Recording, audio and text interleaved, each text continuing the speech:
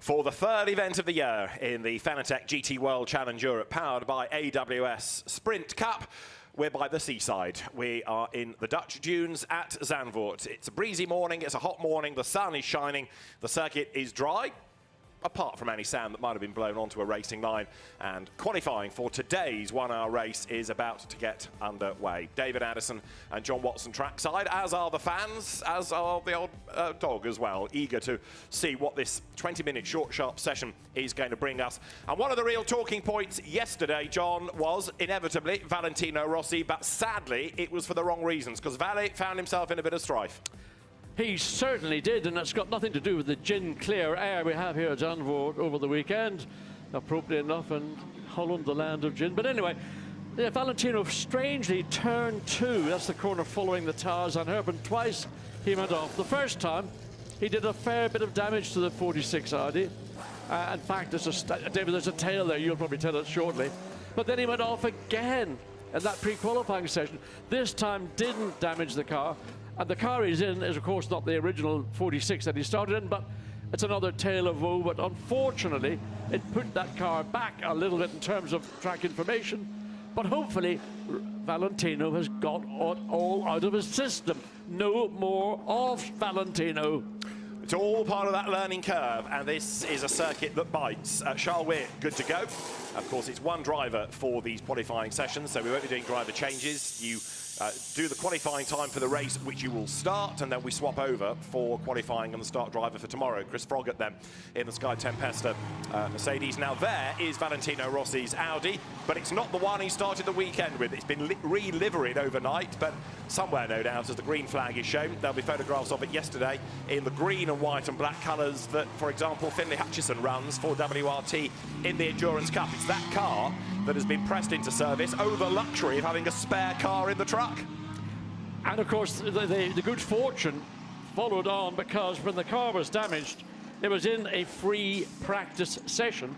So any penalties that might apply for any of the other sessions didn't apply to a free practice session, so it enabled WRT. They did two things. They tried to repair the original number 46, and they looked at it and had a go, and they thought, well, we can make a repair, but not the level of workmanship that we would normally put into a preparation for our race cars. So they had the spare car sitting around, and that was the pragmatic, the right choice by WRT to give Valentino Rossi, Fred Ravish, a fresh-ish car, certainly not one that needs, well, let's say probably going back to WRT's headquarters, might need to go back into the chassis jig to ensure that every part of the car is, one might say, as square as it was when it left the factory in the first place. Now, around the Zandvoort lap, what are we expecting? Well, I've got to say, on the evidence of yesterday, we're expecting Mercedes to be quick. Raffaele Marciello and Timur Boguslavski, who come here as the championship leaders anyway, by effectively 11 points. They were mighty in both the free practice and the pre-qualifying sessions. But of course, it's only one driver that we have here, and it will be Boguslavski who goes out in this part of qualifying in today's session. The times that we saw from the earlier session, that free practice session, was a 1:33.01, which was actually fractionally quicker than we had later in the day. And part of the reason for that is air temperature for that free practice session. Very similar track and air temperature to where we are now. We've got ambient 21, track 25, whereas later in the afternoon for pre-qualifying, air was 28, track 37.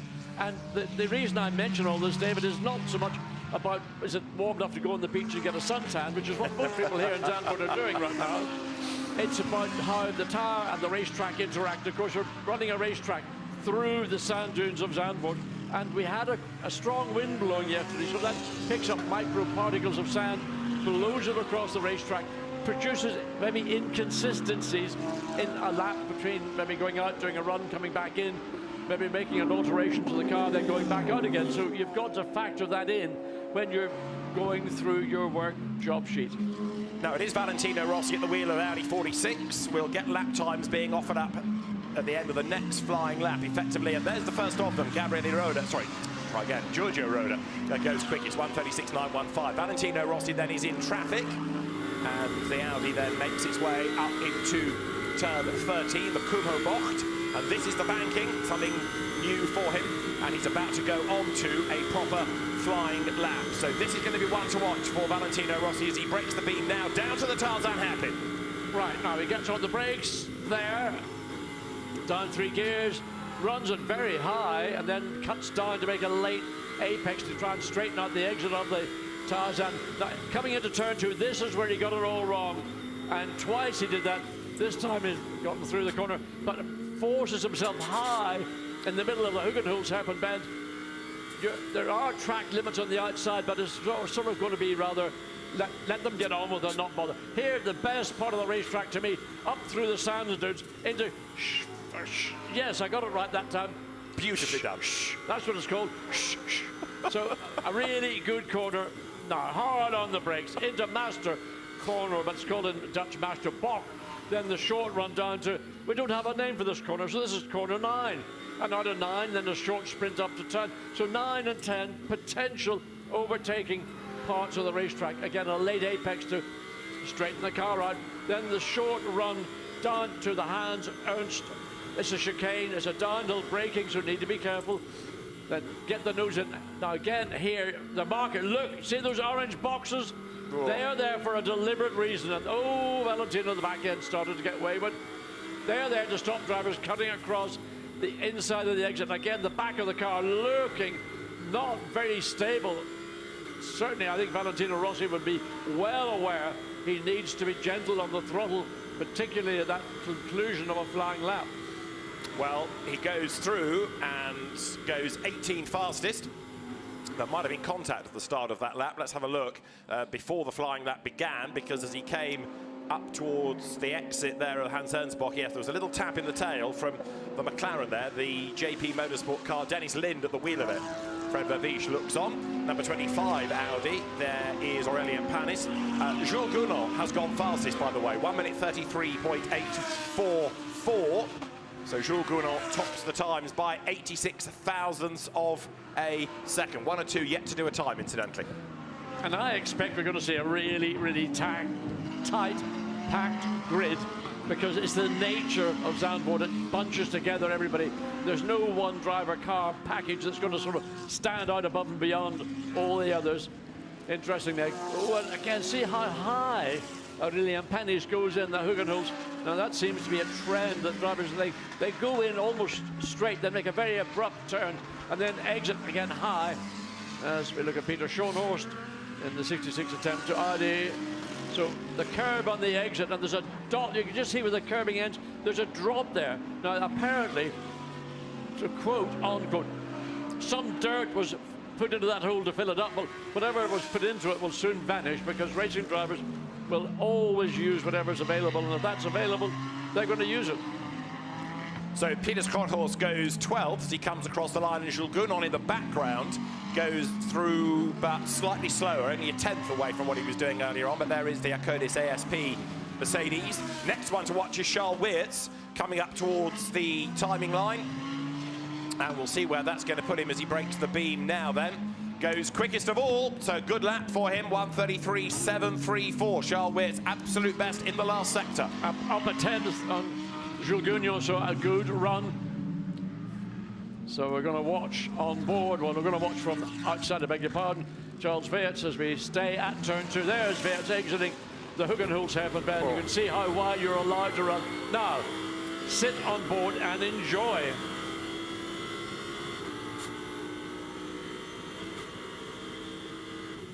Up towards Skyflach, turns through that right-hander, and he's down in the first sector. This is unquestionably the best corner on the Zandvoort circuit.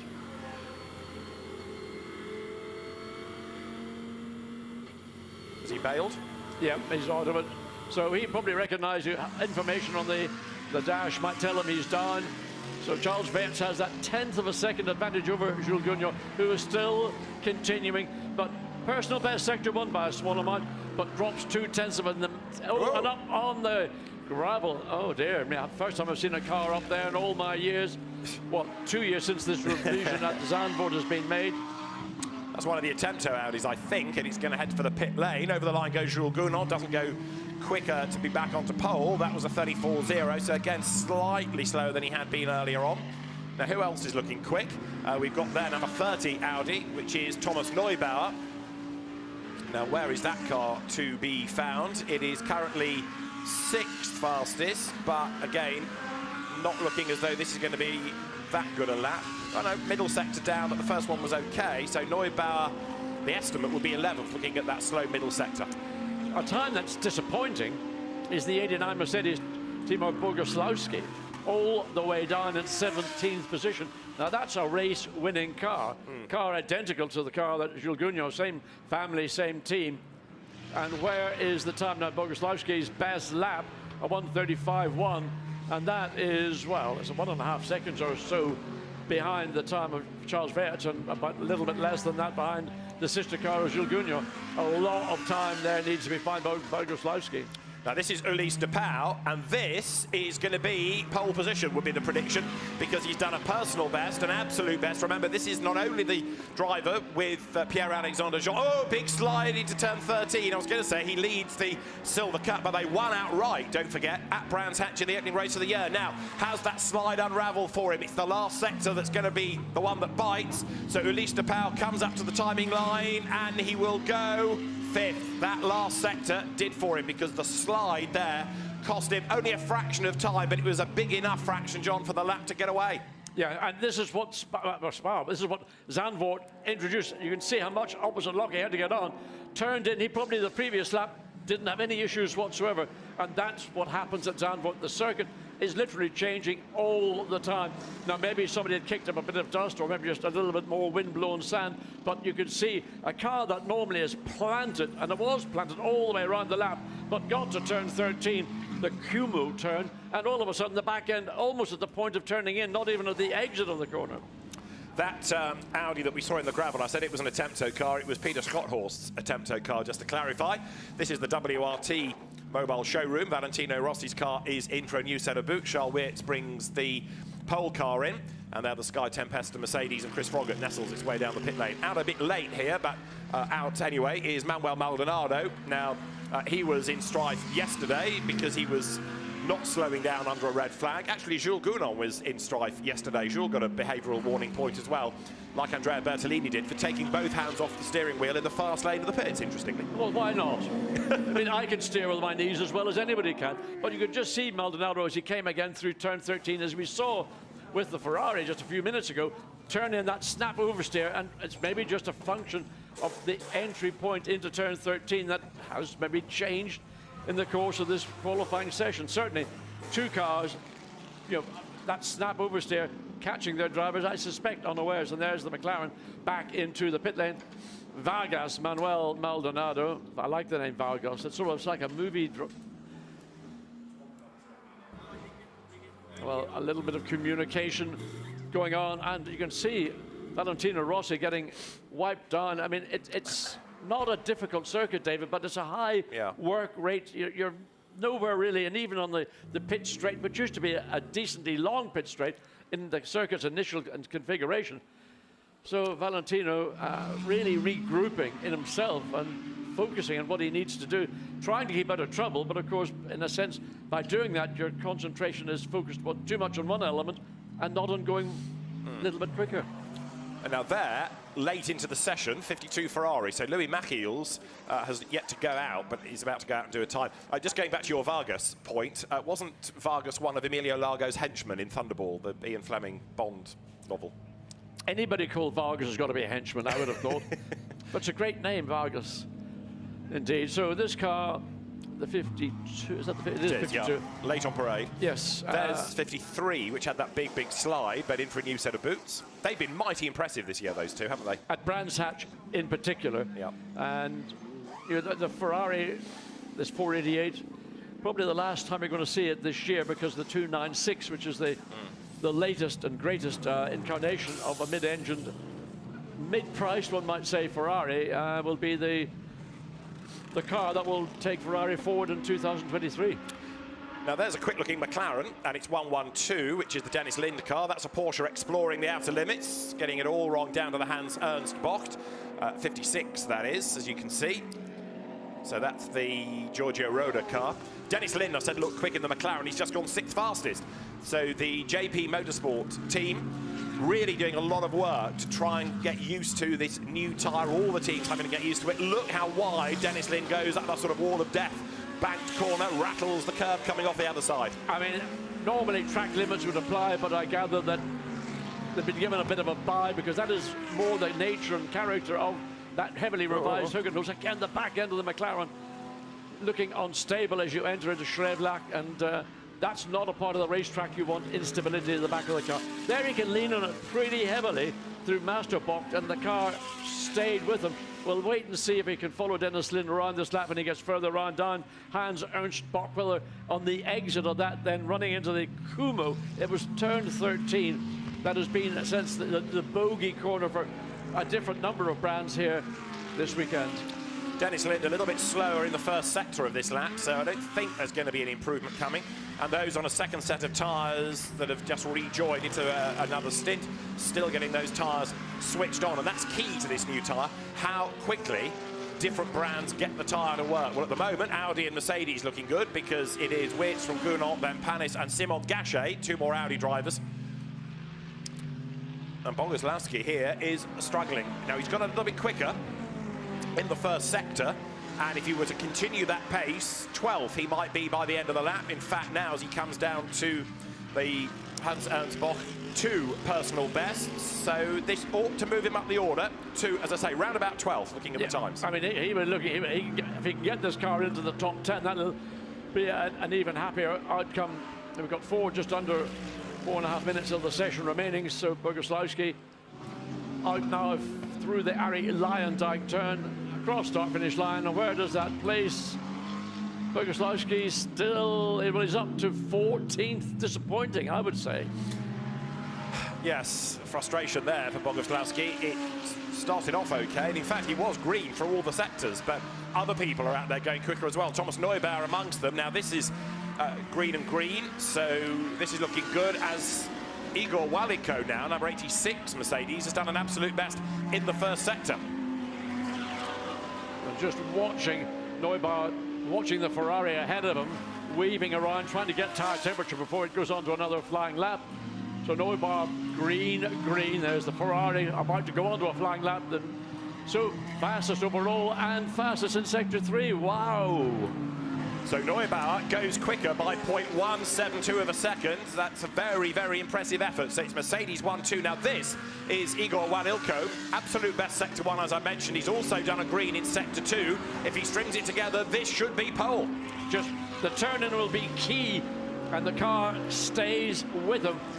Easy entry, but more importantly, a good exit, so he then gets the banking. And Aurelien Panis doing it in reverse. Personal best, absolute best. So he ought to go top, and he does. Aurelien Panis goes fastest. Wanilko goes second, and he misses out by a fraction of a second, by 0.109. And now Charles Wirtz, absolute best in the first sector. Simon Gachet has done a green and a purple. This is Gachet. 2 corners to go, John. So again, into turn 13, the car looks solid. So good entry, better exit now, just flat out through this banked Ari Lyondike box, and then onto the short pit straight. So Simon Gachet, green, but more important, purple in that middle sector. Will he be fastest overall? Oh yes, 33.1.90. And so he goes fastest by a 10th of a second. It's an Audi 1-2 as things keep changing, because Gachet, Panis, Wanilko, Luca Giotto has now gone 4th. Peter Scotthorst is up to 5th. Neubauer 6th. Charles Wirtz is down to 7th. But this should be pole position then, because it's green and purple. We have an estimate on the timing screen these days as to the predicted position come the end of the lap, assuming they don't make a mistake in the last sector. And here comes Wirtz, then he's about to break the beam. The time to beat is a 1:33.1. He comes up towards the timing line and goes fastest of all on a 1:33.145, quicker by 45 thousandths. And Panis in strife there. He's been off the road by the look of it. Yeah, purple in sector 1, but something down in sector 2. And the Mercedes Waliko comes through, but he'll be compromised.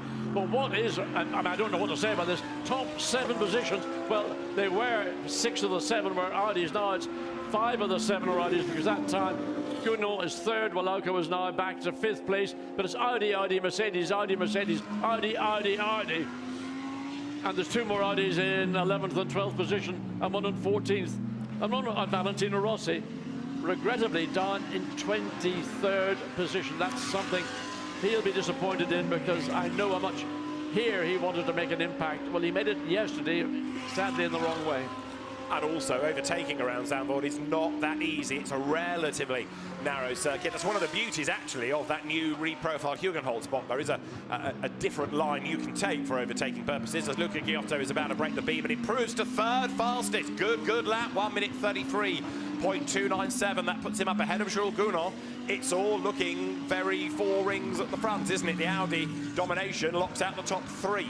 Again, going back down to the 89 Mercedes, Boguslawski, down in 14th. That's the car he shares. I'm just looking at the 25 Aurelien Panis. So that's the car he shares with Raffaele Marcello, which will no doubt be in its qualifying, which will be tomorrow morning, will be further up. As it was, again, watch the back of the car, looking again under braking into that downhill Hans Ernst Bock. So the margins between being in control and having balance and grip and being outside of that window is very narrow indeed. Checkered flag flies as Ulysse de Pauw goes up to third in the Ferrari. 1 minute 33.271. Audi, Ferrari, Audi, Mercedes, Audi, Mercedes, Audi, Mercedes. Casper Stevenson 10th to round out the top 10. That, over the line, Aurelien Panis doesn't improve. The difference between fastest Charles Weerts and 10th, Casper Stevenson, half a second. Amazing, isn't it? And the whole grid of 25 is covered by 3 seconds. So there is Aurelien Panis then, his session done. Is there anybody else still out there that looks as though they're on a quick lap? Well, Valentino Rossi is still pushing. He's yet to take the checkered flag. He is up to 20th now. He improved last time, and he could improve again, John, because he's done another personal best in the first sector, but down in the middle. Yeah, the middle is the more technical part of the racetrack, but nevertheless, it's a good finish here for Valentino Rossi to make progress, which is what he is seeking to achieve. So he's in 20th position. He's 1.6 seconds down Charles Weerts. There's Fred Vervies, the co-driver of Valentino Rossi. So comes across the line. 134.7 was his last lap. Well, it was his best lap, but he remains in 20th position.